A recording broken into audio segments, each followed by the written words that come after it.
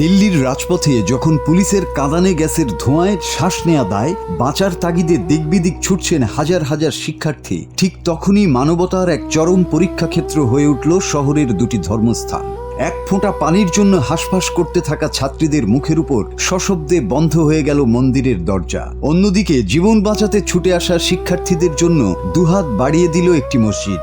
চরম বিপদের মুহূর্তে দুই ধর্মস্থানের এই দুই বিপরীত চিত্র আজ এক বিরাট প্রশ্ন তুলেছে। মানুষের বিপদে ধর্ম কি কেবলই একটি পরিচয়, নাকি পরম আশ্রয়?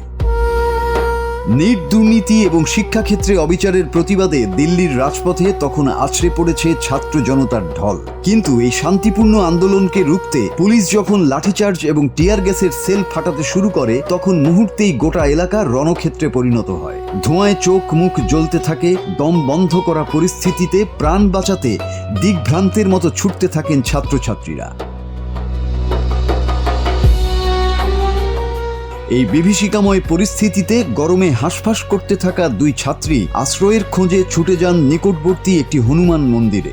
এক ফোঁটা পানি এবং একটুখানি নিরাপদ আশ্রয়ের আশায় তারা মন্দিরের পুরোহিতকে অনুরোধ করেন, কিন্তু সাহায্য করা তো দূরের কথা, চরম নির্দয়তার সঙ্গে তাদের মুখের উপর মন্দিরের ভারী দরজাটি বন্ধ করে দেন ওই পুরোহিত। দরজায় বারবার ধাক্কা দেয়া এবং করুণ আর্তনাদ সত্ত্বেও ভেতর থেকে আসেনি কোনো সাড়া, মেলেনি এক ফোঁটা পানি।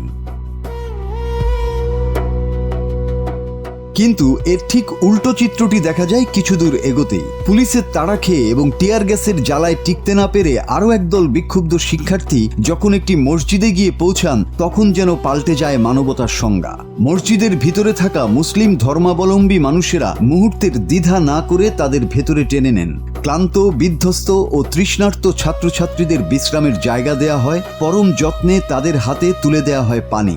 ধর্ম বা পরিচয়ের কোনো ভেদাভেদ না করে চরম বিপদের দিনে তারা হয়ে ওঠেন পরম রক্ষাকর্তা। বিপদের সময় মানুষের পাশে দাঁড়ানোই যে কোনো ধর্মের মূল কথা।